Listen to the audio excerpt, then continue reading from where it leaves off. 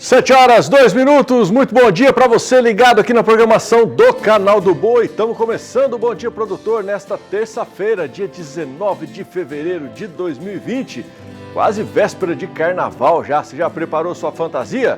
Pois é, tá na sua tela aí, ó, imagens de alguns dos destaques que a gente vai trazer para você nesta edição do Bom Dia Produtor. Nós vamos falar, por exemplo, hoje sobre o abate de bovinos no último trimestre do ano de 2019, que caiu 1,8%. E você vai ver também. Fortes chuvas de janeiro impactam de maneira negativa o preço de frutas, hortaliças e legumes no Brasil. Você vai conhecer o 6º módulo da capacitação continuada de agentes multiplicadores na ILPF e agricultura de baixo carbono no bioma Pantanal. Eu trago informações de Mato Grosso do Sul do que o produtor deve fazer quando a sua pastagem for atacada por lagartas. E você vai ver também que a produção brasileira de algodão deve atingir 2.900.000 toneladas nesse ano de 2020. E tem muito mais, fique com a gente, Bom Dia Produtor, está começando.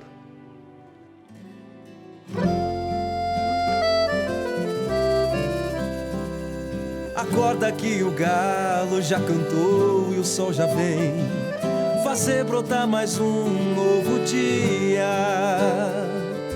Lenha no fogão, café pra esquentar e a bicharada no quintal. Bota pra molhar, tira leite no curral, arreia o cavalo, tem gado pra campear.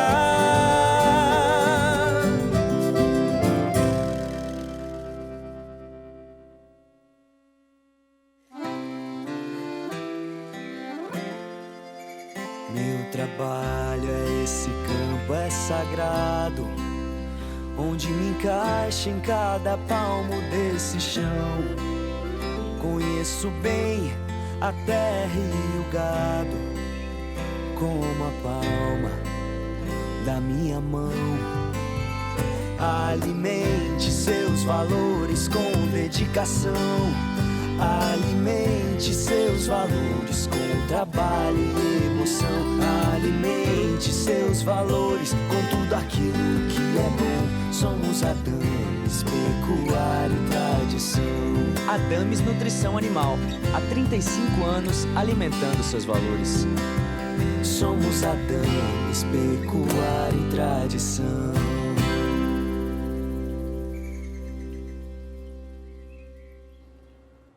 Bom, para você que me dá a alegria de estar aí na minha companhia já logo no começo desta edição do Bom Dia Produtor, eu peço a sua companhia para a gente dar um pulo em Brasília, saber o que é destaque na capital federal no dia de hoje.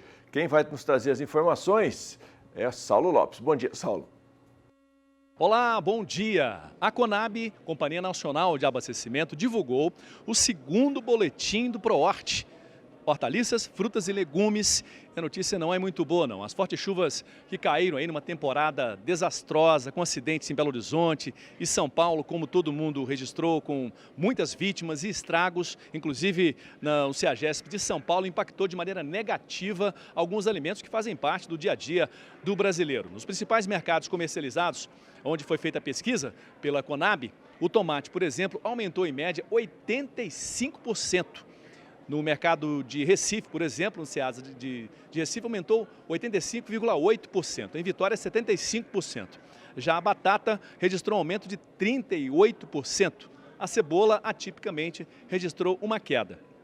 Vários legumes também registraram alta e toda essa lista está registrada no ProHort, boletim do ProHort, no site disponível da Conab. De Brasília, Saulo Lopes.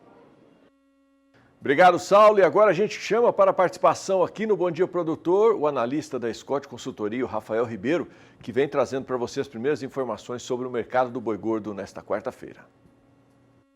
Bom, com relação aos preços, eles seguem firmes no mercado interno, então um cenário de preços firmes devido basicamente aí à necessidade da indústria em garantir matéria-prima, né, o boi gordo, para a semana do carnaval e diante também de um prazo menor para trabalhar as escalas de abate. Então, apesar de estarmos aí na segunda quinzena do mês, onde normalmente o consumo é mais fraco, o feriado aí pode estimular a demanda, né? Então, a gente tem um cenário de expectativa melhor com relação à demanda, E por outro lado também uma oferta que a gente já tem comentado aí nas últimas gravações, com relação a uma oferta mais comedida de boiadas para abate, diante aí das boas condições das pastagens, que permite o pecuarista vender aí de forma mais compassada, negociar a boiada, né? Então a gente tem um cenário de oferta enxuta e uma demanda provavelmente maior agora na semana seguinte, né, do Carnaval, e isso fez gerar aí uma procura maior pelos frigoríficos e gerou valorizações em algumas praças, né? Então essa dificuldade de completar as escalas, por exemplo, fez o preço do boi gordo subir no sudoeste de Mato Grosso, que registrou alta aí de 0,5% ou R$1 por arroba no fechamento dessa terça-feira na comparação dia a dia, né? E por lá o boi ficou cotado em R$ 185 por arroba, considerando o preço bruto. Além dessa questão provavelmente uma maior movimentação aí para o feriado de Carnaval, a gente destaca aqui também a questão das exportações, né? Então, nos 10 primeiros dias úteis de fevereiro, a exportação de carne bovina brasileira foi de 61,2 mil toneladas, gerando aí uma receita de 279,1 milhões de dólares, né? A média diária embarcada foi de 6,1 mil toneladas de carne bovina in natura, que representou aí uma alta de 15% em relação à média diária de janeiro deste ano, na comparação mensal, portanto, e 6% maior na comparação anual. Então, oferta curta e uma demanda boa aí para exportação e também um cenário melhor puxado pela demanda interna, seguem como fator de sustentação do preço da arroba do boi gordo no mercado brasileiro. Então vamos saber como estão esses preços de arroba, como é que foram as oscilações em relação ao último fechamento em todas as regiões do Brasil. Destaco que esses números que você vai ver ainda são cotação do boi gordo apuradas pela Scott Consultoria e que os preços, é sempre importante destacar, são para uma boiada comum, à vista e livres de fundo rural. Entrando aqui no meu monitor para você acompanhar em casa, a primeira tela da região Sudeste, que destaca os preços de São Paulo, Minas Gerais, Rio de Janeiro e Espírito Santo. Na região Sudeste, nós tivemos queda de R$ 2,00 em Belo Horizonte e queda de R$ 1,00 no Triângulo Mineiro. Vamos agora para o Sul. Lá na região Sul, nós tivemos queda de R$ 2,00 em Santa Catarina e queda de 10 centavos no quilo pago em Pelotas e oeste do Rio Grande do Sul. E o cenário segue de queda também aqui na primeira tela do Centro-Oeste, que informa para você preços de Goiás e Mato Grosso do Sul. E nós tivemos ontem, no fechamento, queda de R$ 1,00 em Campo Grande, aqui na capital de Mato Grosso do Sul. Na segunda tela do Centro-Oeste, com destaque para Mato Grosso, aí sim nós tivemos movimento de alta de R$ 1,00 no Sudeste e também alta de R$ 1,00 no Sudoeste do estado. Vamos para o Nordeste. O Nordeste também apresentou cenário de queda ontem, queda de 50 centavos no Maranhão. No Norte, o cenário é de alta de R$ 1,50 em Marabá e alta de 50 centavos em Paragominas, no Pará. E a gente acompanha agora como foi o fechamento da cotação do bezerro Nelore ontem. Os números também são apurados pela Scott Consultoria.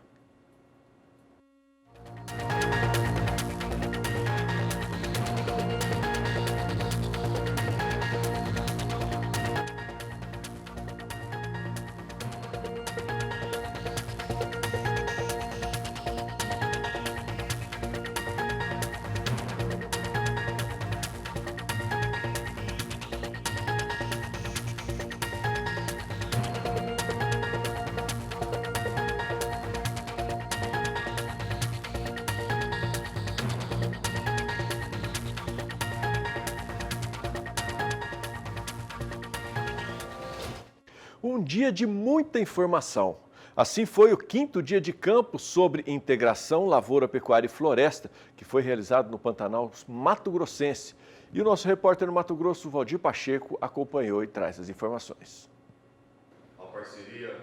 A Embrapa Agrosilvio Pastoril realizou o 6º módulo da capacitação continuada de técnicos da ILPF, Integração Lavoura, Pecuária e Floresta. O evento contou com a participação de profissionais de assistência técnica e da extensão rural, tanto da iniciativa pública como privada, graduados em agronomia, engenharia florestal e produtores rurais.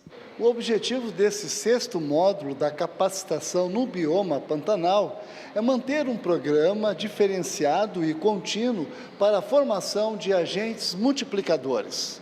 com uma carga horária de 12 horas divididas em 2 dias, sendo 8 horas teóricas no primeiro dia no auditório do IFMT, Instituto Federal de Mato Grosso, Campus Cáceres, e 4 horas no dia seguinte, na prática no campo experimental do IFMT. Na programação do primeiro dia, foram diversas palestras técnicas, como a do consultor técnico Marcelo Costa, da Germipasto, que abordou a implantação e manejo de pastagem em sistemas integrados. A Germipasto é uma empresa que está há 20 anos no mercado e que tem foco e trabalha em 3 grandes nichos de mercado. Produção de palhada, que é uma função muito importante quando se trabalha com LP, alguns materiais para pecuária, todos os materiais da Unipasto, Embrapa, também que servem para fazer ILPF. Então a gente veio hoje falar sobre implantação, a apresentação desses materiais da melhor maneira, quais são os fatores que o técnico, ou que o pecuarista, ou que o agricultor devem usar como critério para escolher a melhor forrageira para você fazer um ILPF. A importância da análise microbiológica para a qualidade do solo foi abordado pela agrônoma Elisângela Ferrari. É um tema que tem ganhado maior importância, né? Dentro da parte do solo, a parte microbiota tem agora realmente uma relevância maior. O produtor tem olhado mais para esse ponto, né? Que o solo são engrenagens que geram ele, né? Parte física, química e a microbiológica. Então, com esses sistemas, há um ganho, né, nessa parte, onde pode se desenvolver mais micro-organismos e ocorrer um equilíbrio maior nesse solo, consequentemente melhores produtividades e maior sustentabilidade desse ambiente. Microclima, conforto térmico na ILPF, foi proferido pela Camila Souza da Silva, mestra em Ambiente e Sistemas de Produção Agrícola. Utilizei dados da Embrapa, Agrossilvo Pastoril lá de Sinop, e testamos os 2 diferentes tipos de sistema que eles têm de ILPF para gado de corte lá, que ILPF de 49 metros entre renques duplos, esse de 49, e renques triplos, com espaçamento de 15 metros entre renques, e comparamos dados de temperatura, umidade relativa do ar, radiação fotosinteticamente ativa, temperatura do globo negro e velocidade do vento, com um sistema a pleno sol, que é a pastagem solteira. A gente percebeu que o ILPF de 15 metros entre renques foi o que teve os menores resultados, analisando índices bioclimáticos, índice de temperatura do globo e umidade e carga térmica radiante. O médico veterinário e gestor da fazenda Aras Terra Boa, Gilberto Scheidauer, falou de suas experiências em sistemas integrados de produção. A atividade agropecuária, ela não tem limites. Eu não consegui achar um limite e vejo vários profissionais renomados aí não conseguindo alcançar o limite de produção no sistema agropecuário. Se todo mundo juntar, se todo mundo se unir, não tiver medo ou não tiver receio de passar informação, de trocas de informação, eu acredito que nem o céu será o limite para a produção agropecuária. Este evento só é possível através de parcerias entre entidades públicas e privadas. Com muita satisfação que nós estamos nesse evento que foi enriquecedor, porque a gente viu aí 4 palestras aí de pessoas que têm experiência e o Senar veio para somar. E eu digo sempre que sem conhecimento a gente não consegue ir a lugar nenhum. E o Senar está aí, deixar bem claro que nossos treinamentos são todos gratuitos, enfim, e levamos esse conhecimento a essas pessoas. E o desafio continua. Esse ano ainda a gente tem que aumentar mais isso ainda para trazer o conhecimento ao homem do campo. Nós começamos ontem a 6ª edição da capacitação continuada na temática ILPF e outras tecnologias do Plano ABC, aqui para o bioma Pantanal Mato Grossense, com os técnicos aqui da região, né? Alunos do Instituto, alunos da Unemate, extensionistas da Impaer. Tivemos ontem então mais de 100 pessoas, onde foram 6 apresentações durante 8 horas aqui no Instituto, no auditório dele. E hoje nós prosseguimos a nossa programação com o nosso Dia de Campo, a 5ª edição, em parceria com o Senar, com o Instituto, na realização. E tivemos aí um público acima do esperado, esperávamos 300 pessoas, chegamos a quase a 400 pessoas. Transcorreu tudo muito bem, um conteúdo bastante interessante, diversificado, né? Atendendo os diversos segmentos do público presente. De Cáceres, Mato Grosso, Valdir Pacheco.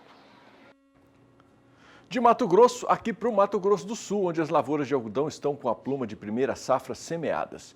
Já a segunda safra, muitos produtores terminaram o plantio e fazem terminaram o plantio há cerca de 15 dias, né? Quem tem mais informações para a gente é a repórter Kylie Rodrigues. A atividade da cotunicultura está intensa em Mato Grosso do Sul. Nesta época do ano, várias regiões já semearam a cultura. Está com o algodão de primeira safra já um pouco mais adiantado e o algodão segunda safra está terminando, foi terminado o plantio dele, acredito que faz uns 15 dias em torno, então está numa fase bem inicial.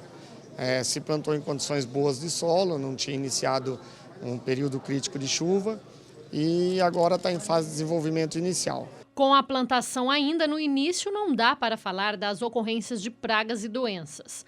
Para 2020, as perspectivas são positivas para o setor. Chapadão do Sul, por exemplo, é considerado um celeiro de produção da pluma. Grande parte do material é direcionado à exportação. É uma qualidade muito boa, sempre um padrão excelente, colhido em épocas boas, sem chuva, então isso proporciona um valor agregado para a exportação muito bom. De Campo Grande, Kylie Rodrigues. Olha, 7h18, está chegando por aqui o nosso primeiro intervalo comercial, hora de abrir a janela para as participações e também para que você possa nos acompanhar aí por outros canais de comunicação. Estamos no Facebook, estamos no nosso portal sba1.com e também no aplicativo SBA Play. E você, se quiser interagir com a gente aqui, a sua participação é sempre muito bem-vinda, é só você mandar a sua mensagem, tá aqui, ó, vou tentar ver, tá aqui, ó, 99863-1001. É o seu canal direto de comunicação aqui com a produção do Bom Dia Produtor. Vou para o intervalo, você vai acompanhar algumas empresas parceiras, mas não sai daí porque no próximo bloco nós vamos falar sobre o abate de bovinos no último trimestre do ano de 2019, que caiu 1,8%. Você fica aí no intervalo com o tempo e temperatura para algumas cidades da região Centro-Oeste.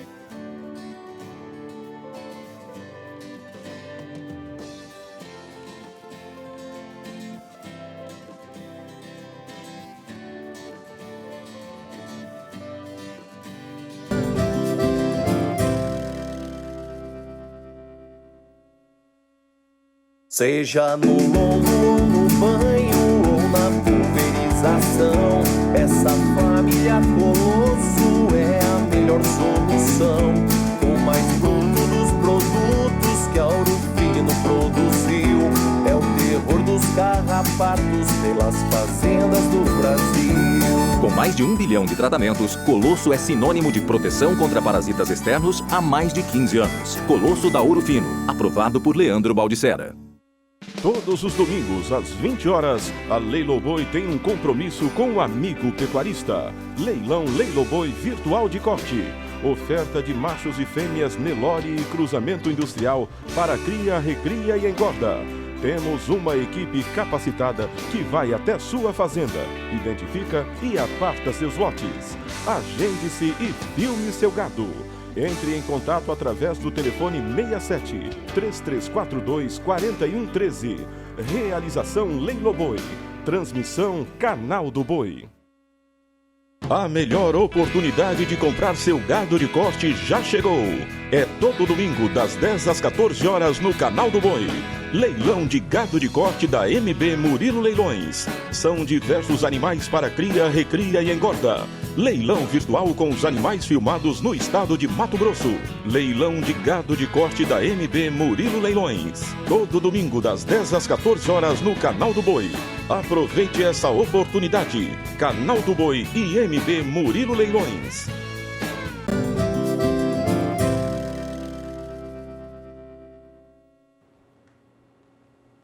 Sete horas e 22 minutos, eu já estou de volta.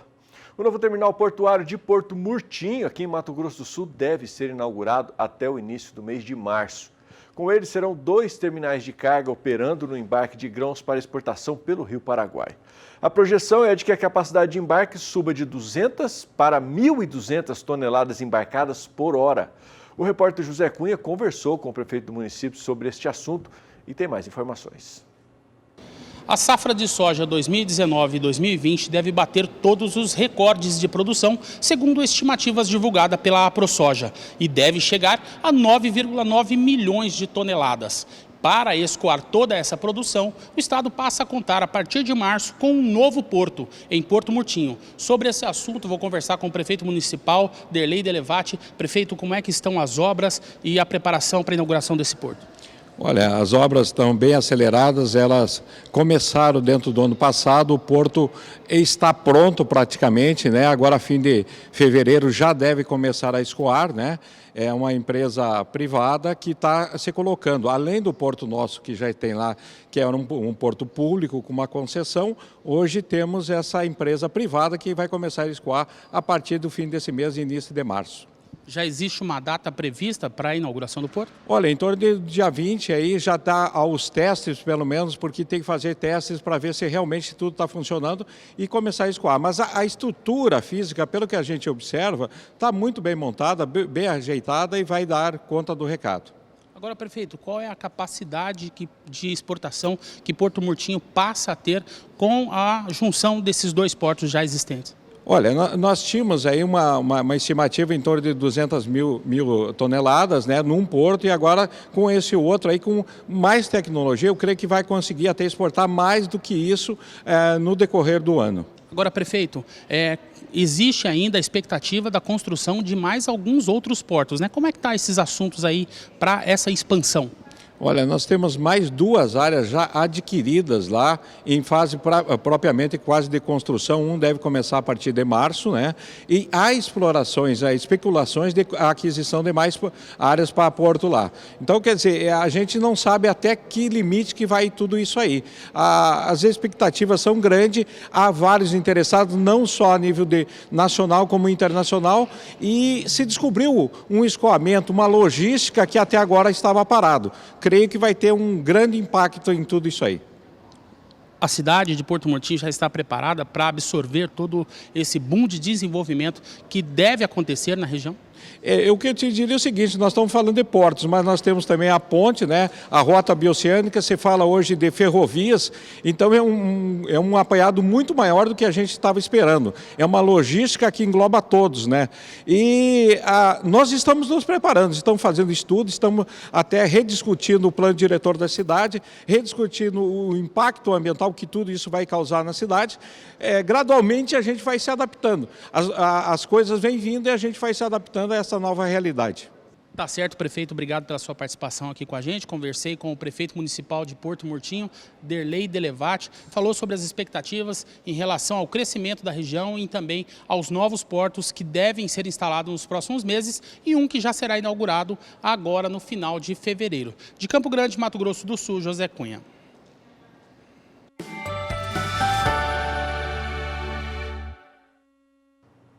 O abate de bovinos no último trimestre do ano passado caiu 1,8%, com um total de 8 milhões e 40 mil cabeças. E o de suínos subiu 6,1%, com 11 milhões e 870 mil cabeças. O de frango aumentou 2,8%, chegando a 1 bilhão 460 mil cabeças. Na comparação com o mesmo período, aliás, de 2018, os dados são divulgados pelo Instituto Brasileiro de Geografia e Estatística, o IBGE. Na comparação com o terceiro trimestre de 2019, o abate de bovinos apresentou um decréscimo de 5,4%, o de frango diminuiu 1% e o de suínos subiu 1,5%. Mas o que podemos esperar para o cenário em 2020? Para responder essa pergunta, está conosco aqui no estúdio o analista de agronegócio, João Pedro Cuti Dias. Bom dia, João. Bom dia a todos vocês. Eu sou otimista. Acho que as carnes do Brasil deverão ter em 2020 um ano muito bom, tanto em preço como também em aumento de produção. O mundo espera que o Brasil seja o grande fornecedor de carnes nesses próximos anos para atender a demanda crescente que tem em todos os países, especialmente na região da Ásia. Há hoje um problema em termos de logística, a questão dos problemas de desembaraço de navios nos portos chineses, mas isso o chinês vai dar conta disso, eu não tenho a menor dúvida que vai dar conta disso. O chinês é capaz de fazer um hospital de 1000 leitos em 10 dias, é capaz de fazer uma ferrovia de alta velocidade em 4, 5 anos, com certeza ele dá conta disso. Vamos mostrar as telas para a gente poder ilustrar melhor a nossa conversa. Eu pediria que o pessoal colocasse as telas. Vamos lá, abates. No quarto trimestre, normalmente há uma certa redução nos abates, mas vocês verem a média de 8.300.000 cabeças por trimestre, é uma média que faz anos que o Brasil está mais ou menos nessa mesma linha. Suínos está aumentando de forma significativa, talvez foi a carne que mais foi beneficiada com essa demanda crescente no mercado internacional, e o Brasil se firmando em frangos como o maior exportador, brigando com os Estados Unidos na primeira posição nas exportações, e o mercado interno nosso crescendo. E esperamos que 2020 a economia brasileira cresça, não saia daquela estagnação de 1%, passa pelo menos para 2,5% ao ano. Isso vai exigir maior quantidade de carnes para atender o mercado interno e as exportações. Vamos lá, próxima tela. Quando você olha o abate no Brasil, em 2018 de 31 milhões, e em 2019 de 32 milhões 398, você vê claramente que o Brasil vem avançando. Isso aqui é abate com inspeção municipal, estadual ou federal. Um dos três fez inspeção. Esse número é um número muito baixo, se você comparar com o rebanho brasileiro. O rebanho brasileiro tem tudo que é número. Eu já vi 180 milhões, 190, 200, 215 milhões. Vamos pegar 200 milhões, vamos pegar um termo mais ou menos médio, 200 milhões. Quando você considera que o Brasil abateu 32 milhões de toneladas, num rebanho de cabeças, desculpe, num rebanho de 200 milhões de cabeças, nós estamos falando em 16% de desfrute. É uma média extremamente baixa. Mas vamos lá, então isso aqui é com inspeção. Vamos ver o número de couro. Quantos couros a gente produziu? 34 milhões de couros no Brasil. Opa, tem mais 2 milhões de animais que foram abatidos para produzir esses couros. O boi não produz 2 couros em cada animal. Então tá, 34 milhões. Porém, há algumas consultorias que falam que o Brasil abate mais que 40 milhões de cabeças por ano, o que eu acho um número bastante pouco provável, porque quando você olha, 38% do consumo de carne bovina está no estado de São Paulo. Eu duvido que o estado de São Paulo tenha tanto abate clandestino para atender uma demanda dessa. Então, você fica preocupado com a taxa de desfrute. Vamos lá, mesmo que fosse 40 milhões de cabeças, num rebanho de 200, nós estamos falando de 20%. Ou seja, o desfrute do rebanho brasileiro, teoricamente, não aumentou, não melhorou. E o que não é verdade, porque cada vez mais nós temos abatendo animais mais novos. E outra coisa, além de abater mais novos, o peso do animal está sendo maior. Ou seja, hoje boi não é mais boi de 17, 18 arroba, é boi de próximo a 20 arroba. Mesma vaca, que antes você batia vaca com 12, 13 arroba, hoje não. Hoje é vaca de 15, 16 arroba. Ou seja, mudou o perfil. Ou seja, a produção de carne no Brasil aumentou e o desfrute em número de abate não melhorou. Então, alguma coisa está errada nessa estatística, porque não bate. É muito baixo você estimar que o Brasil apenas tenha 20% de desfrute. O americano, por exemplo, que tem a metade do rebanho brasileiro, não chega a 100 milhões de cabeça, ele produz mais que o Brasil, produz 12 milhões de toneladas de carne. Nós produzimos 9 milhões e 300, 9 milhões e 400. Ou seja, o Brasil tem muito a crescer nessa área. Nós estamos melhorando a genética, nós precisamos melhorar os pastos nossos, nós sempre estamos batendo nessa questão, ou seja, se nós quisermos produzir leite e carne competitivos no mercado internacional e para o mercado interno brasileiro, nós temos que ter qualidade de forragem. O pasto é a maneira mais barata de você produzir gado, carne ou leite. Então, falta no Brasil isso aí, o número de pastagem degradada é absurdo. Nós estamos falando no Brasil de um total de 150 milhões de hectares de pastagem, nós estamos falando com 70 milhões de pastagens degradadas. Isso é um número que deixa a gente meio de cabelo em pé. Por quê? Porque nós temos espaço para melhorar muito a produtividade nossa e nós vamos ter que melhorar essa produtividade. Não podemos pensar em produzir 3 arrobas por hectare, nós temos que pensar 7, 8, 10, 15 arrobas por hectare. E nós temos condições de fazer isso. Melhora a pastagem, melhora a genética, melhora o manejo sanitário, tudo isso somado dá condições de a gente dar esse pulo. Eu acho que tem mais uma tela, eu pediria mais uma tela para a gente comentar. Não tem mais, era essa última tela mesmo.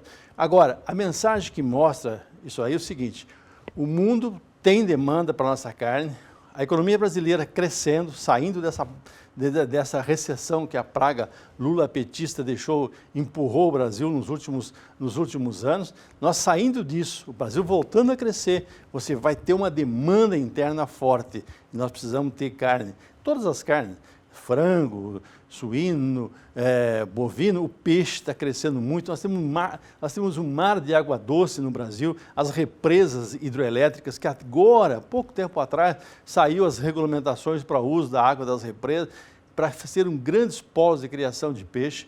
Ou seja, o Brasil tem toda a condição de produzir alimentos para nós, brasileiros, e fornecer para o mundo, melhorando a balança comercial brasileira. Em fevereiro, o Brasil saiu de um déficit de $1,5 bilhão na balança comercial para um superávit de 50 milhões de dólares. Por quê? As carnes tiveram um papel importante em janeiro, melhorando agora em fevereiro, melhorando a nossa balança comercial. E isso é importante para a economia, é importante para o Brasil, é importante para vocês que são produtores. Valeu, João, obrigado pela sua participação. E você de casa, o que você acha? Como você acha que vai ser o ano do agronegócio em 2020? Participe com a gente, mande aí a sua opinião para o WhatsApp 998631001. Aproveita, faz isso agora, porque está chegando aí mais um intervalo comercial, mas não sai daí. Se você está em busca de bons negócios aqui na programação do Canal do Boi, vou trazer para você logo depois do intervalo participação do pessoal lá da Ricardo Nicolau Leilões, ao vivo de Sinop, destacando para você os próximos eventos que estão na agenda da Ricardo Nicolau Leilões. Vou para o intervalo e você fica com o tempo para a região sul do Brasil.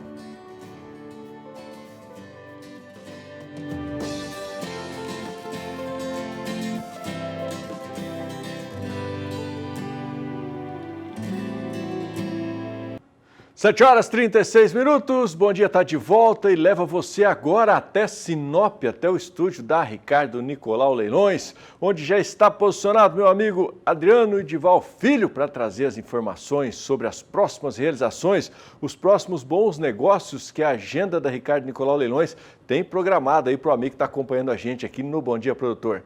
Chega para cá, meu amigo, o que você destaca para a gente? Bom dia!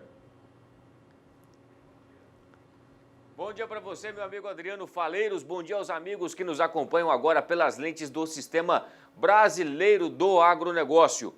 As informações agora são a respeito do Integra Nortão no dia 1º de março, 13 horas Mato Grosso, 14 Brasília. Será servido aquele almoço, aquele rangão caprichado demais da conta e logo após vem chegando o nosso leilão aí. Você que está acompanhando a gente agora, que pensa em disponibilizar os seus animais para o Integra Nortão, é só manter contato conosco através do 66-3532-0077. A nossa equipe vai até a sua propriedade, faz a filmagem dos seus animais, já deixa tudo organizado, a pesagem, acompanha a pesagem também, né? Caso você tenha balança. Se não tiver balança, não tem problema, nós temos a nossa balança também. A gente vai aí e resolve, né?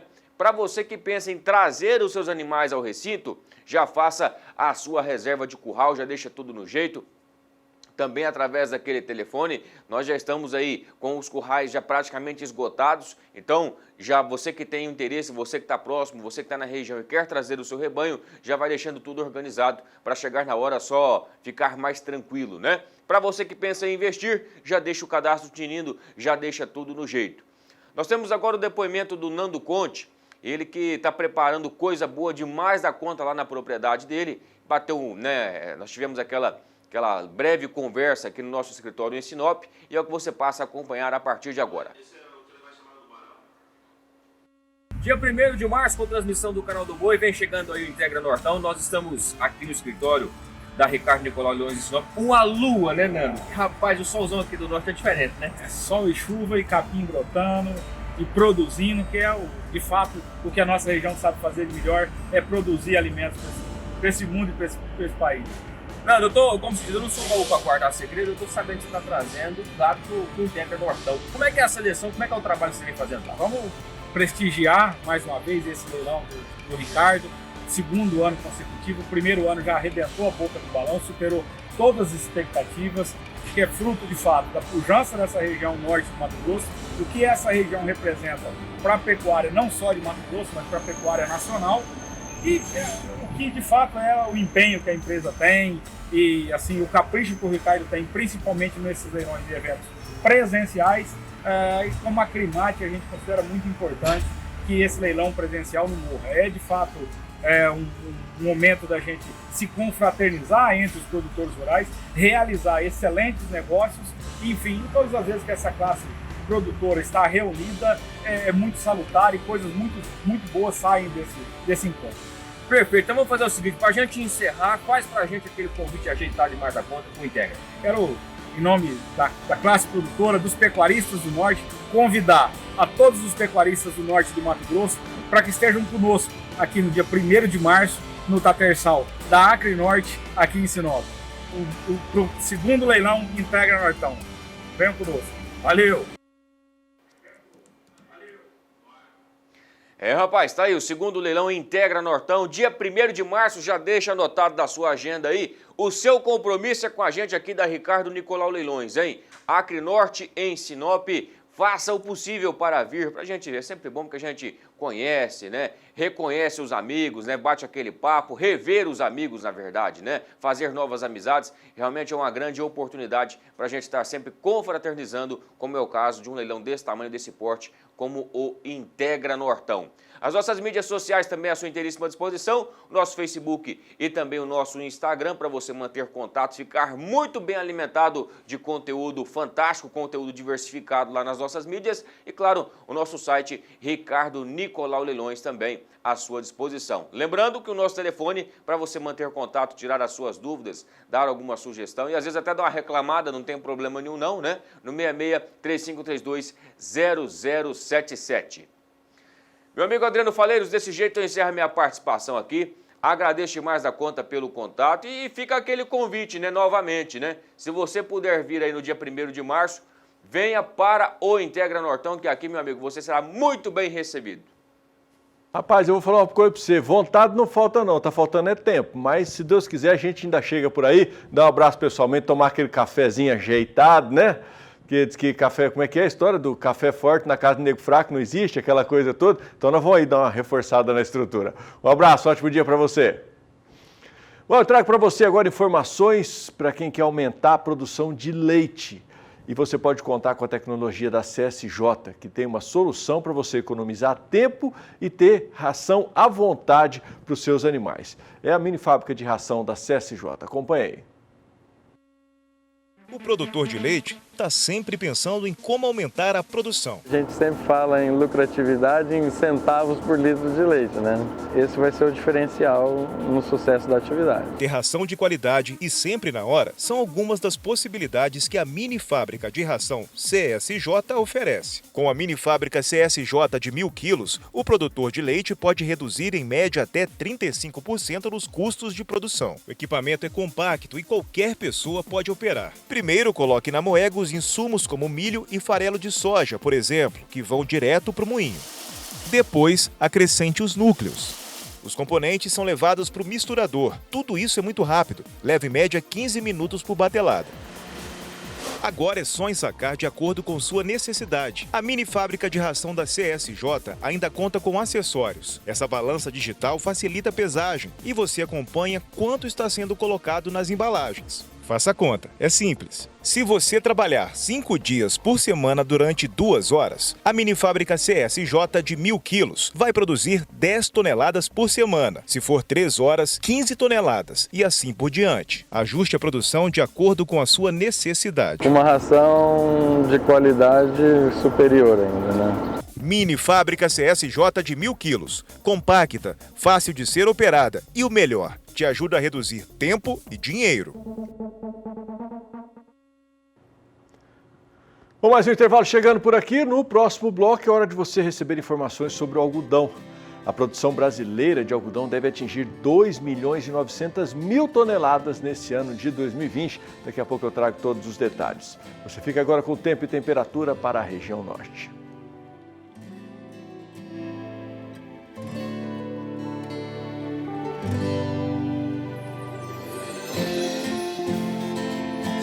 Bom, estou de volta e destaco para você a produção de algodão que cresce no Brasil e existem estimativas que em poucos anos chegue a 4 milhões de toneladas. É o que dizem produtores brasileiros unidos na Abrapa, Associação Brasileira de Produtores de Algodão. O exportador Miguel Faus, diretor da Associação Nacional dos Exportadores de Algodão, diz que se a produção crescer, o Brasil será o maior exportador mundial. Ele concedeu uma entrevista para o Walter Puga Júnior lá na Bolsa Brasileira de Mercadorias, onde explana melhor esses números. Acompanhe. O Brasil já é o 4º maior produtor de algodão do mundo e o 2º maior exportador. E entre os exportadores está a Omni Cotton, dirigida por Miguel Faus, que é diretor também da ANEA, da Associação Nacional dos Exportadores de Algodão. Obrigado por ter aceito o convite. Vamos falar um pouco desse mercado que parece promissor para o Brasil. Nós temos perspectivas de produzir mais de 2.800.000 toneladas este ano. Sim. É mais um recorde na produção brasileira? Sim, são 2 anos com produção recorde. Essa safra que já está chegando ao seu fim teve esse nível de produção também. E a próxima a área plantada é a mesma, então a gente espera uma safra equivalente em termos de volume. E quanto aos preços? Produzimos mais, mas o mercado tem suas idas e vindas. A perspectiva, o senhor dizia agora há pouco que os preços cederam e agora começam a esboçar uma recuperação. A tendência é de alta para o algodão? É difícil dizer a tendência num mercado tão complexo como o algodão. O Brasil, a partir do momento que aumentou a produção e se tornou o 2º maior exportador, passa a participar, é um participante a mais, um player no mercado global. Então, sofre as consequências da oferta e demanda mundial. Nesse ano, precisamente, nós tivemos o acirramento da guerra comercial entre Estados Unidos e China. Isso fez com que, num primeiro momento, os preços futuros caíssem. E após isso houve uma recuperação. Não chegamos ainda nos níveis, vamos dizer, pré-crise, mas já houve uma recuperação, estamos na metade do caminho de onde a gente estava. O que vai acontecer daqui para frente é um pouco difícil de prever, porque tivemos o caso recente do coronavírus na China e aí a gente não sabe ainda como essa história vai terminar. Tem efeitos na economia chinesa, nas importações, das fiações chinesas da matéria-prima. Então, nós ainda estamos olhando o mercado dia a dia para saber o que vai acontecer.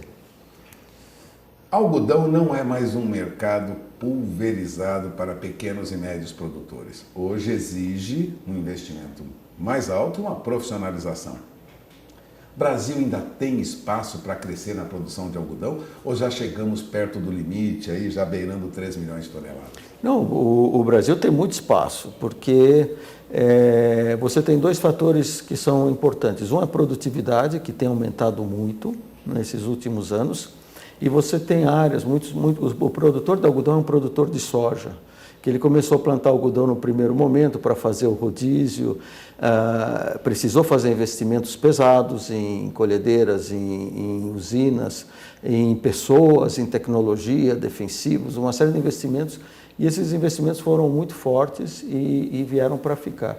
E a tendência, as produtividades se mantendo em patamar elevado, é que essa área, que a produção aumente.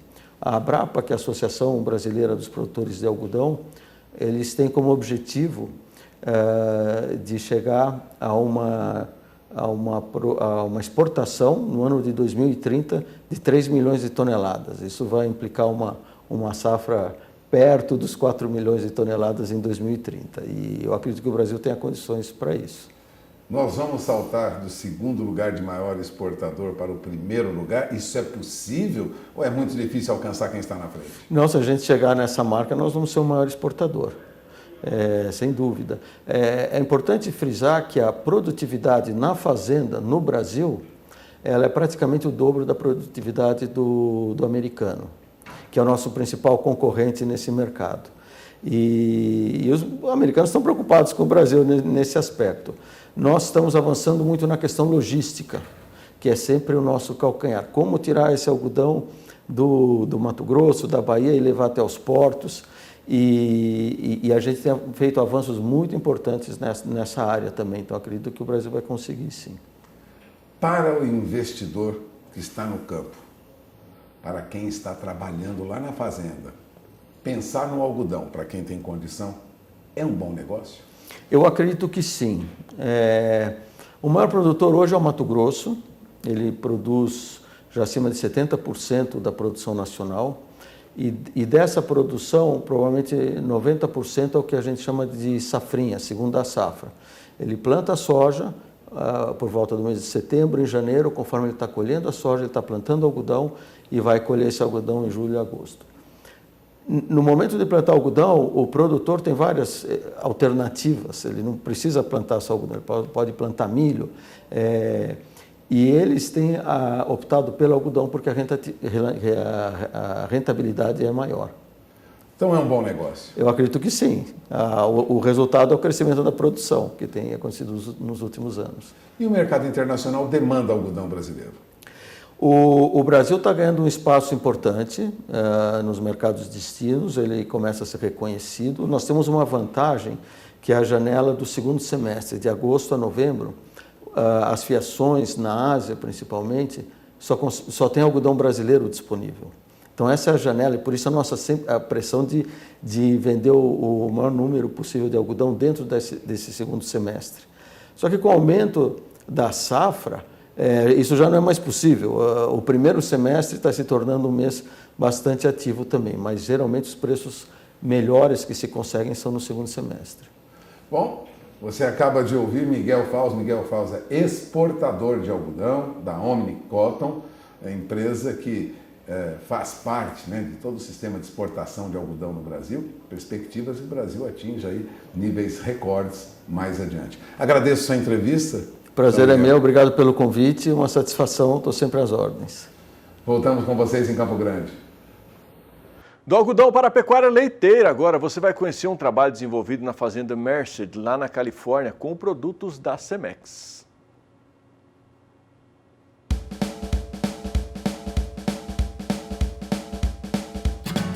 A fazenda Rockshire Dairy, em Merced, estado da Califórnia, se destaca pelo tamanho da produção. Por aqui são ordenhadas 2.500 vacas todos os dias, com uma média de 37 litros por animal. Há 6 anos, a Rockshire Dairy é uma fazenda 100% Cemex. Sim, senhora. Aqui é tudo Cemex. É 100% Cemex dos touros. A gente tem atuado aqui há 4 anos e eles estão muito contentes com o que a Cemex faz por eles. Hoje, a fazenda utiliza o programa Cemex Works e opta pelos touros 100% genômicos. O software seleciona a genética que oferece o melhor retorno sobre investimento. Na propriedade, a busca é por animais que contribuam principalmente com a prenhez das vacas. Até esse ponto, nós temos focado no Immunity Plus em tudo. Eu sinto um rápido melhoramento em saúde, mas eu acho que se você aliar o Immunity colares de ruminação e se concentrar nele, você certamente terá uma média maior, além de, é claro, uma economia para a propriedade leiteira.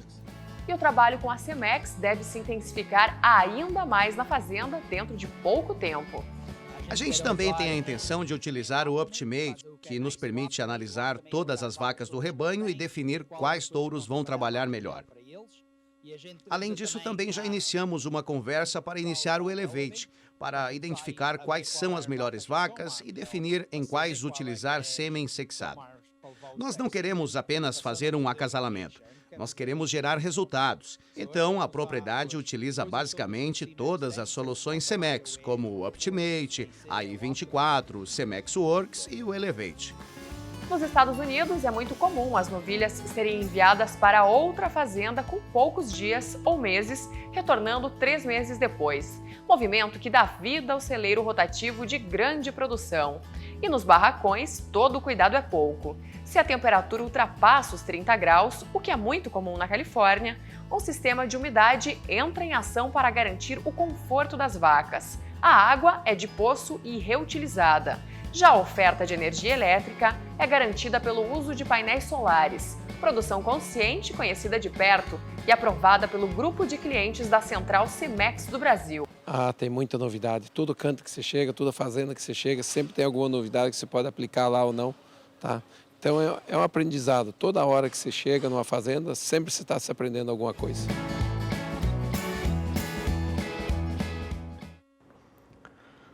Bom, tem mais um intervalo chegando por aqui. No próximo bloco nós vamos até o estúdio da Central Leilões em Araçatuba. Você vai poder saber, vai saber como você pode exercitar a sua solidariedade acompanhando aqui a programação do Agrocanal no próximo dia 1º de março. É o Leilão da Solidariedade. Daqui a pouco a gente vai saber mais informações sobre esta ação. E eu vou para o intervalo deixando você com a previsão de tempo e temperatura para as cidades da região Nordeste.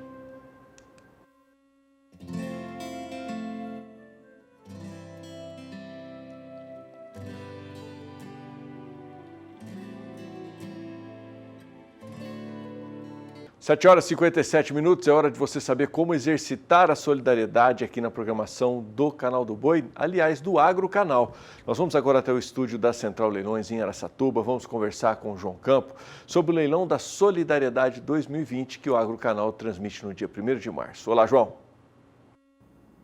Olá, você que acompanha o Sistema Brasileiro do Agronegócio. Falo direto de Araçatuba, aqui da sede da Central Leilões, para fazer um convite muito especial a todos que assistem ao Canal do Boi e ao Agrocanal. Domingo, no dia 1º de março, a partir das 9 horas da manhã, já estaremos em plena atividade.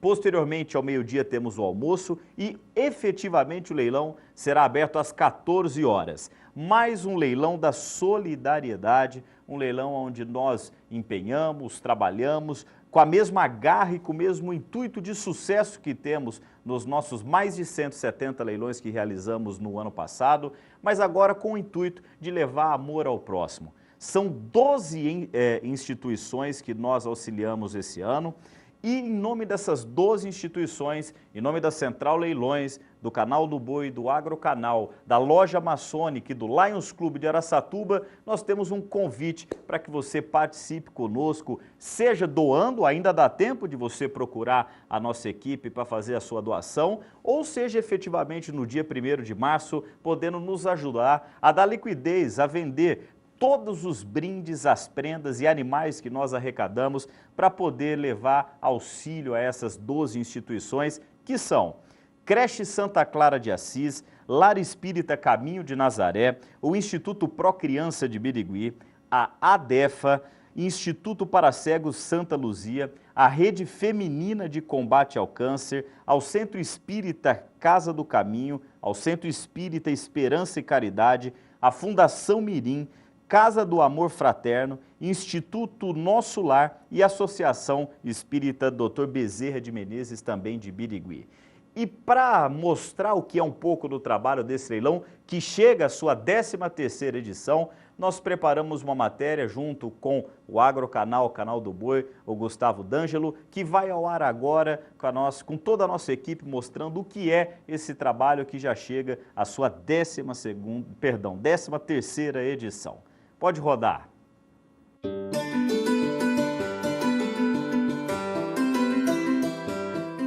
A missão das entidades assistenciais é promover acolhimento afetivo em busca de cidadania e inclusão social. É também através desse bonito trabalho que a dignidade é devolvida a diversas pessoas. Só que muitas dessas instituições trabalham com recursos insuficientes e precisam de ajuda para manter seus projetos.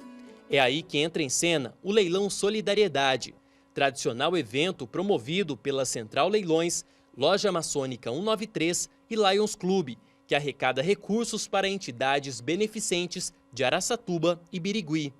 Em 2020, o evento chega à sua 13ª edição e, assim como o ano passado, o tema será O Amor ao Próximo Me Move.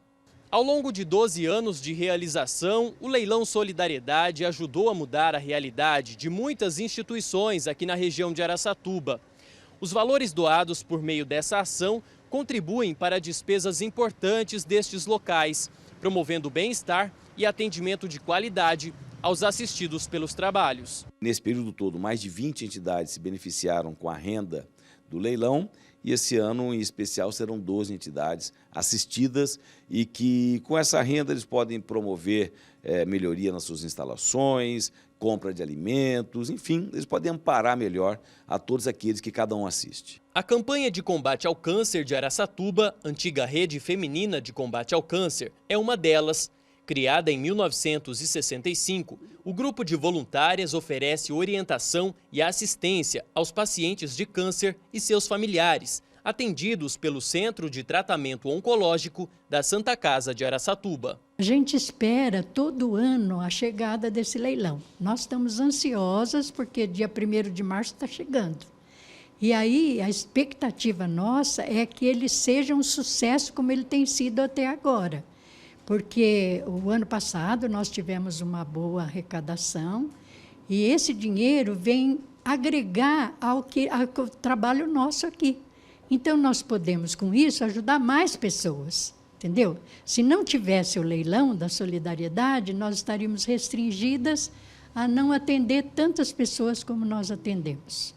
Com a proposta de prevenir e erradicar o trabalho infantil ilegal e apoiar ações de inclusão social de crianças e adolescentes, o Instituto Procriança de Birigui também integra o quadro de instituições beneficiadas pelo leilão. Segundo a gestora social, o evento é muito importante para a manutenção da entidade. Fazem 6 anos que nós participamos do leilão, que é um evento maravilhoso, é um evento do bem e que nos ajuda financeiramente a manutenção dos projetos sociais que nós desenvolvemos aqui no Instituto. Então, para nós participar do Solidariedade, trabalhar pelo Solidariedade é o máximo, é tudo de bom. Outra entidade favorecida é o Lar Caminho de Nazaré, que prioriza o acolhimento a crianças e adolescentes em situação de risco. O Lar Caminho de Nazaré, junto com o leilão, é uma parceria muito grande para a gente, porque a gente ajuda nas despesas de folha de pagamento, ajuda em todas as situações para a gente poder levar esse trabalho adiante, né? Aumentar o atendimento com as crianças, o número de crianças. Então, assim, é muito importante esse trabalho e essa parceria. A nova integrante do grupo de entidades beneficiadas pelo leilão é a instituição Nosso Lar de Araçatuba, que tem como objetivo auxiliar vários segmentos da sociedade: educação para crianças, artesanato, cursos para gestantes e idosos estão entre as atividades desenvolvidas. A gente está muito feliz da gente ter sido aceita, né? A gente pretende continuar, né, recebendo essa doação. Nós estamos assim com uma expectativa ótima, estamos tentando ajudar de todas as formas, né? Estamos buscando o brinde. Então, todos vocês que estão assistindo essa reportagem, se vocês tiverem condição de ajudar com eletrodoméstico, com qualquer coisa, com roupas, tudo de preferência nova, né? Com toalhas, com tudo que vocês tiverem em casa e que vocês possam colaborar com a gente, um ventilador, um ar-condicionado, e você que tem um gado aí em casa também, na fazenda, doa uma res para a gente, que é o que a gente consegue mais, uma doação maior. Então, estamos esperando que todo mundo colabore e estamos felizes de estar participando desse leilão.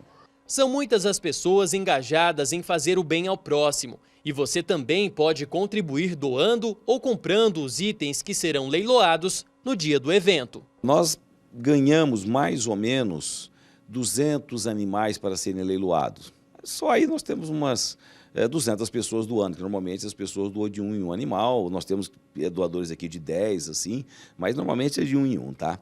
E depois, ao redor de 700 a 800 prendas são doadas também. Quer dizer, só da parte de quem vende nós temos 1000 pessoas doando. Da parte de quem compra nós temos mais umas 300, 400 todo ano e presentes no recinto mais de 600 pessoas. Quer dizer, é um evento que envolve muita gente, a sociedade de Araçatuba, de uma maneira geral, se mobiliza e colabora com o leilão, tá?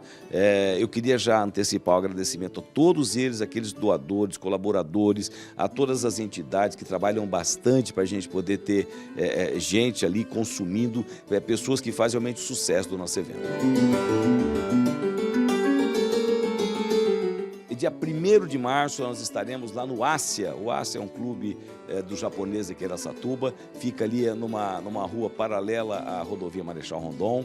A partir de 9 horas da manhã nós já vamos abrir primeiro com o nosso shopping lá, com produtos que a gente ganha também com preços ótimos. E no meio-dia nós teremos o almoço, às 14 horas o início do leilão. E é um dia realmente que a gente tira ele para fazer o bem, para colaborar e para ajudar quem mais precisa, tá? Dia 1º de março é o Solidariedade 2020, eu conto com todos vocês. A transmissão é sempre aqui do SBA.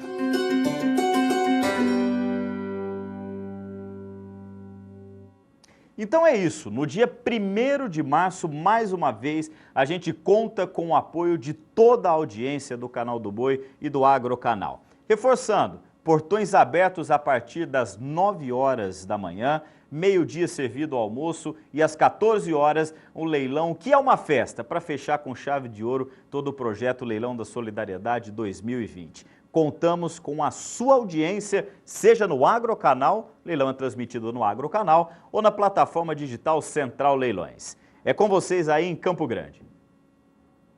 Valeu, João. Tá aí a oportunidade de você exercitar a sua solidariedade e ajudar várias entidades da região de Araçatuba, no interior do estado de São Paulo. É só ficar ligado no Agrocanal, dia 1º de março, a partir do meio-dia. Bom, as lagartas são consideradas pragas ocasionais em pastagens, podendo ocorrer em níveis populacionais elevados. A repórter Kylie Rodrigues preparou um material que fala das principais espécies e o que o produtor rural precisa saber para combater essa praga. E as informações estão no quadro Tecnologia e Produção.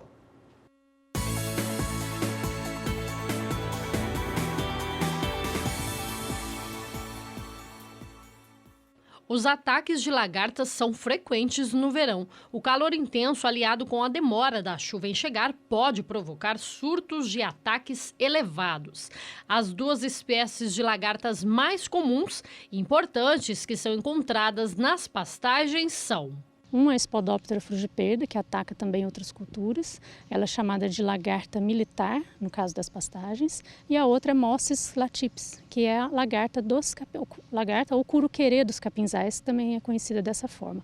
As duas são bastante importantes. A diferença é que a Spodoptera é reconhecida por raspar as folhas no início.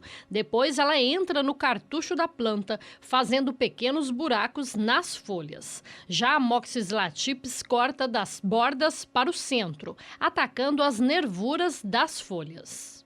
Dá para diferenciar dessa forma e também dá para diferenciar porque a Spodoptera ela tem na cabeça dela, ela tem como se fosse um Y invertido, uma marquinha na cabeça dela, então a gente consegue diferenciar. A Mossis também, o comportamento dela é um pouco diferente, ela anda como se ela estivesse medindo palmos, então diferente da Spodoptera que anda se arrastando. Mas essas diferenças não importam muito na hora do controle, é só diferenças entre as espécies. Nas pastagens, outras lagartas também podem ser encontradas nas áreas, como a lagarta elasmo. E ela é importante também, principalmente em área de formação de pastagens. O sintoma desse dano chama-se coração morto. Então eu tenho a folha mais apical da planta, ela vai ficando esbranquiçada e ela seca, é bem característico de ataque de elasmo.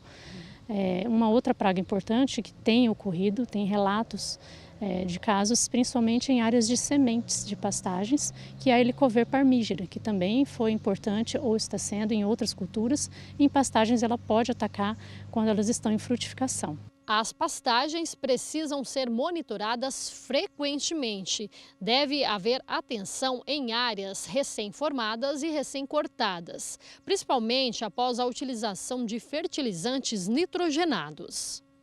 A pesquisadora menciona que é necessário fazer aplicação de inseticidas registrados para pastagens, além de observar o período de reentrada de animais nas áreas recomendado pelo fabricante.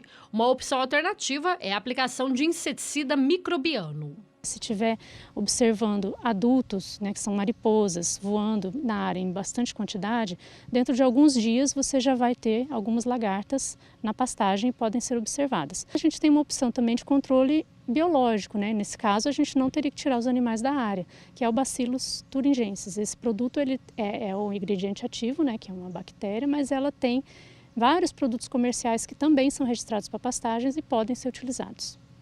De Campo Grande, Kylie Rodrigues.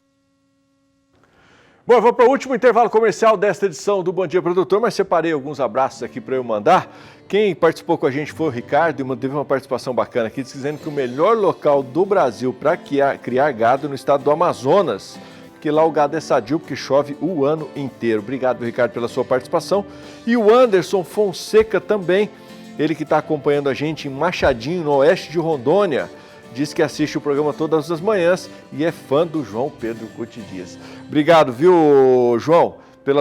O Anderson, né, que é fã do João, obrigado pela sua participação. E tem muita gente que está participando aqui, mas não coloca o nome e nem de onde está falando. Aí fica difícil a gente mandar um abraço, mas mesmo assim, você que já participou, ou você que vai pegar o telefone e participar com a gente agora, antes desse último bloco do programa, obrigado pelo carinho da sua audiência. Bom, eu vou para o intervalo. No próximo bloco nós vamos até São Paulo, vamos conversar com o Walter Pulga Júnior para trazer informações e também a expectativa sobre as movimentações do mercado financeiro neste meio de semana. E você fica com a última previsão do tempo desta edição, trazendo aí tempo e temperatura para a região sudeste. Eu volto já.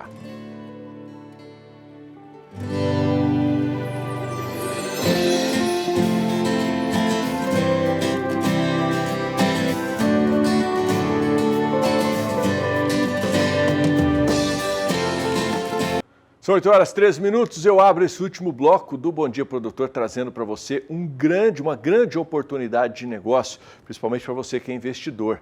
É a oportunidade de adquirir uma área retroportuária em Garuva, Santa Catarina. Situada em um ponto estratégico, com capacidade de atender até 5 portos no raio de 90 quilômetros, a área está pronta para ser edificada, com autorizações e licenças liberadas e atualizadas, e ainda com a possibilidade de receber incentivos fiscais e também municipais.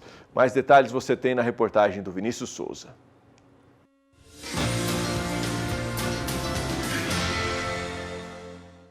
Eu estou na divisa do estado do Paraná com Santa Catarina. A 6 quilômetros desse ponto está o município conhecido como Porta de Entrada do Estado, a cidade de Garuva, responsável por movimentar boa parte da economia nos trabalhos de agricultura e agora também com visão nas áreas retroportuárias. Próximo ao porto de Itapoá, apenas 30 quilômetros, onde a região tem ganhado grande movimentação e influência nas exportações. Garuva é um município da região norte de Santa Catarina em plena expansão, com infraestrutura própria para a instalação de empresas e próximo aos principais portos da região sul do Brasil, topografia plana e acesso rápido às principais cidades do estado catarinense. Além disso, os incentivos para investimentos são muitos. Esse novo nicho encontrado em Garuva para a gente desenvolver a economia local e trazer esse benefício para a nossa população, vários dos empreendimentos importantes que estão ocorrendo aqui no município. A Superfrio, uma empresa do ramo refrigerado que vai dar o suporte que faltava para o porto de Itapoá, também está em fase final de licenciamento uma termoelétrica da Angel, que dará esse suporte energético para as empresas não só de Garuva, como da nossa região. A obra do contorno, inaugurada há pouco tempo, permitiu um novo acesso ao porto de Itapoá, com agilidade e praticidade.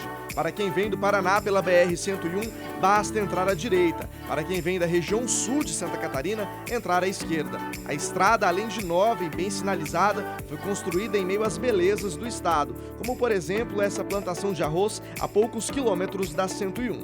Chegando em Itapoá, o nosso destino é o porto, um grande responsável pela geração de empregos e investimentos na região. Na realidade, o Porto Itapoá tem tido um crescimento muito grande em toda a região. Nós começamos 2019 em 6ª posição nos terminais, nos portos do Brasil. Passamos para 5º, 4º e terminamos 2019 em 3ª posição. Hoje nós temos o Complexo de Santos, temos o Porto de Paranaguá e na sequência nós já temos aqui Itapoá. Para esse crescimento a ser realmente sustentável e reter o cliente cada vez mais na nossa região, é feito muito investimento também na nossa retroárea. Com o movimento crescendo na região, a demanda por áreas de armazenamento nas proximidades do porto se tornam cada vez maiores. Partindo dali, apenas 30 quilômetros da região, encontramos um terreno pronto para atender essa demanda. São 100 hectares com topografia plana, com acesso à obra do contorno nas proximidades da BR-101 em Garuva. Além disso, todas as legalizações para a instalação retroportuária já estão aprovadas, prontas para o início de um grande investimento.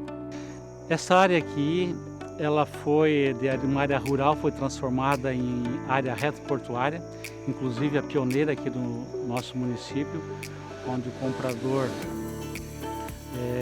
solicitou essa alteração para a implantação de empresas. Hoje ela conta com 1 milhão de metros quadrados, de área toda plana, com todas as liberações ambientais para receber qualquer instalação. Essas imagens que você vê na tela mostram a imensidão da área, uma oportunidade de crescimento. São bons negócios que nossa equipe traz para você. Entre em contato, temos uma proposta que vai mudar a sua vida.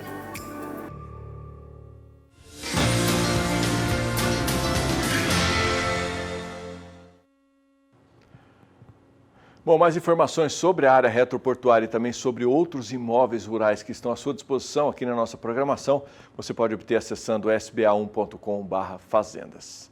Bom, os impactos negativos provocados pelo coronavírus nos mercados financeiros e de commodities tendem a causar prejuízos que se alastram para diferentes países. O suprimento de frangos e ovos é deficiente e já prejudica indústrias chinesas, enquanto na América do Sul, frigoríficos brasileiros, argentinos e uruguaios têm dificuldade até para receber pagamento dos carregamentos enviados. Nós vamos até São Paulo, agora vamos até a Bolsa Brasileira conversar com a Bolsa Brasileira de Mercadoria, conversar com o Walter Puga Júnior, porque os efeitos ruins do coronavírus na economia aparecem daqui para frente, né, Puga? Bom dia para você.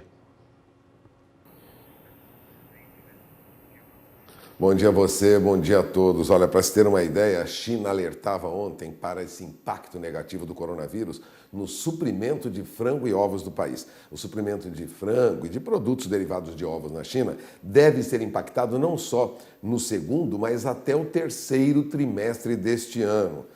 Os efeitos dessa epidemia, né? Efeitos sobre a indústria chinesa, né? É o que disse nesta terça-feira, lá na China, o representante do Ministério de Agricultura chinês, né? Segundo o maior produtor de frangos do mundo, a China, e a agência Reuters destaca isso, tem procurado compensar, elevar rapidamente a sua produção para compensar a escassez de carne depois do surto de peste suína africana no país, que teve início lá atrás, em 2018, e dizimou o rebanho de porcos chinês, né? Os preços do frango, no entanto, caíram neste ano, há muita restrição sobre movimentação de aves vivas, são feriados prolongados, muitas áreas paralisaram a sua cadeia de suprimentos, produtores acabaram com estoques de aves e ovos por conta da queda da demanda. Então, a China vive uma série de problemas agora com o suprimento de frango e ovos, uma vez que restaurantes continuam fechados aí devido ao coronavírus. O representante do Ministério da Agricultura, o Yang Zhenhai, ele disse numa coletiva à imprensa no Conselho de Estado que os mercados de aves vivas estão fechados desde o surto do vírus,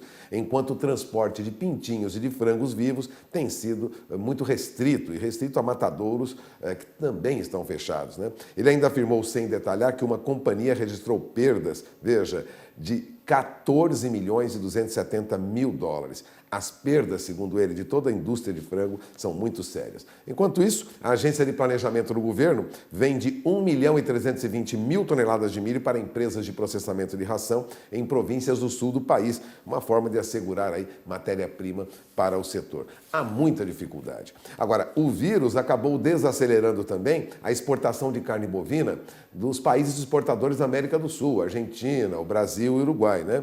Os exportadores de carne da América do Sul, que são os maiores beneficiários, a princípio, da ocorrência da peste suína africana lá na China, agora enfrentam aí uma redução forte das compras, né, diante da interrupção dos embarques causada aí pelo surto de coronavírus. As exportações de carne bovina da Argentina, por exemplo, para a China, praticamente pararam depois do surto, porque há limitação na movimentação, no transporte, principalmente na chegada até os portos. É o que lembrava o presidente da Câmara da Indústria e Comércio de Carnes e Derivados da República Argentina.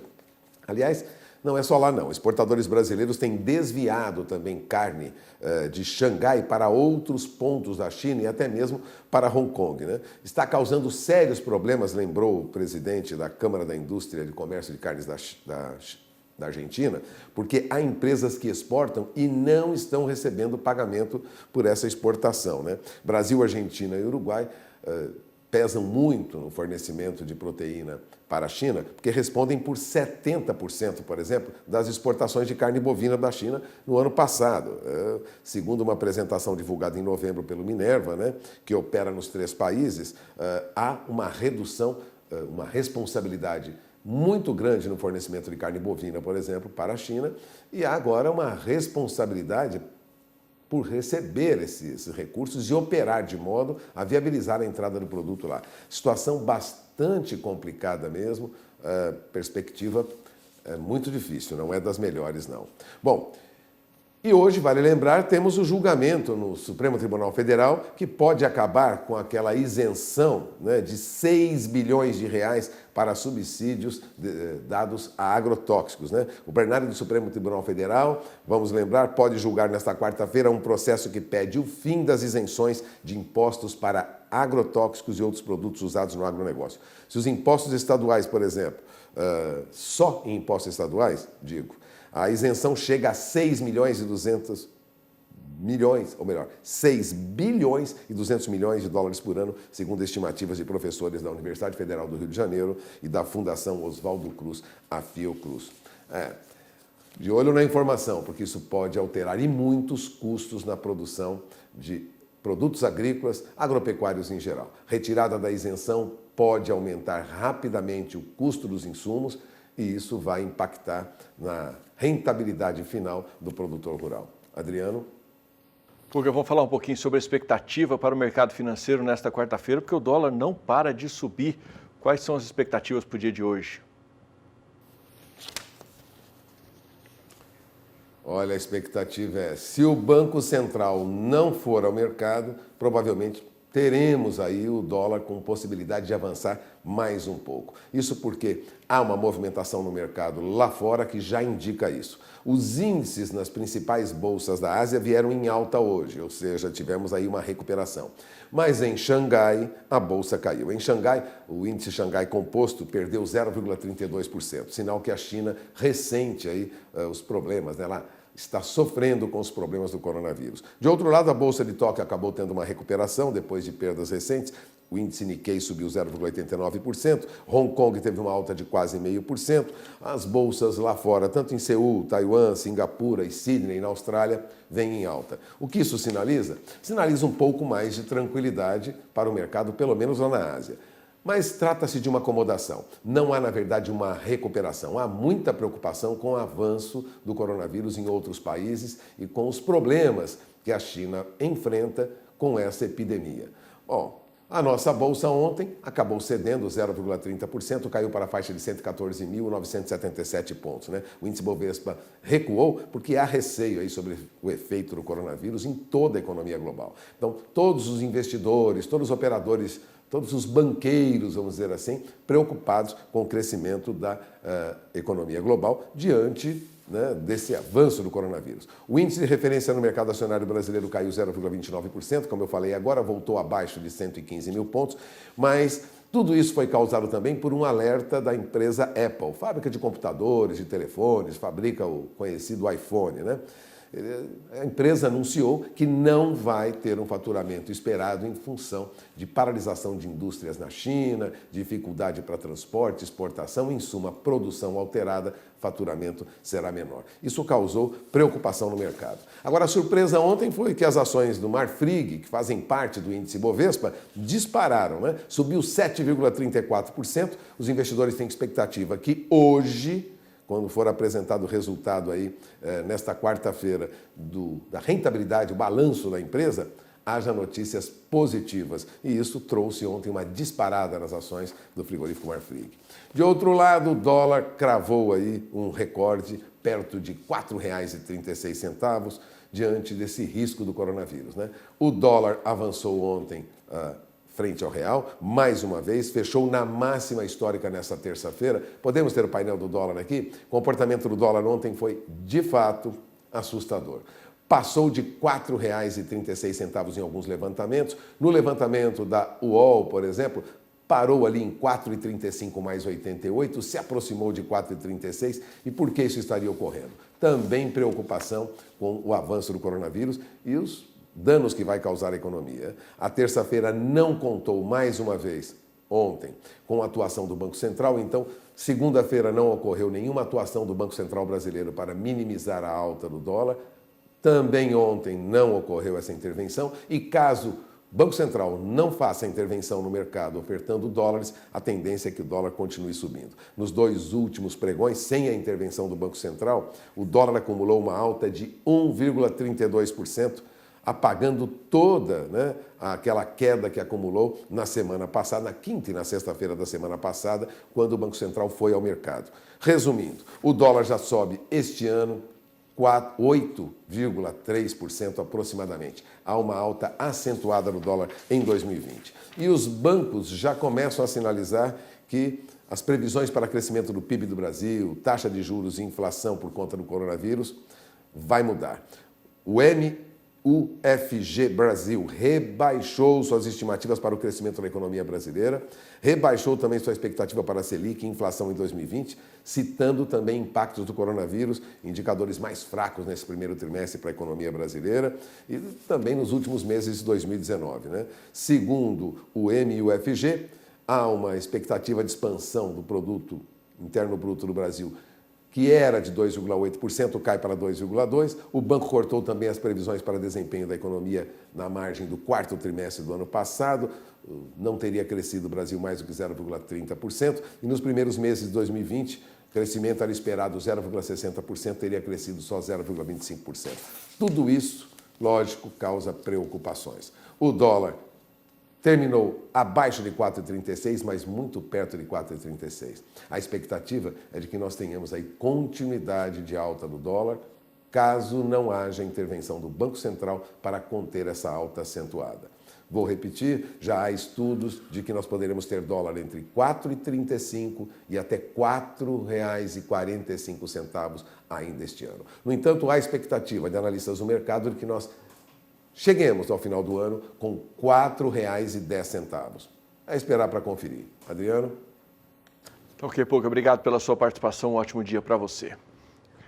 Bom, lembra você que mais informações sobre o mercado financeiro você tem por volta de 12h10 na abertura do Agricultura BR, onde o Pulga volta a participar com o Fabiano Reis, desta vez já com bolsa e dólar operando, atualizando os dados para você. E outras informações sobre a nossa programação e também sobre o agronegócio, você já sabe, sba1.com. Bom, eu estou indo embora, deixo um abraço apertado para você. Mais uma vez agradeço imensamente a sua companhia, o carinho da sua audiência. Amanhã às 7 horas a gente está de volta com mais uma edição do Bom Dia Produtor. E claro, eu espero poder contar com a sua companhia. Até lá, tchau, tchau.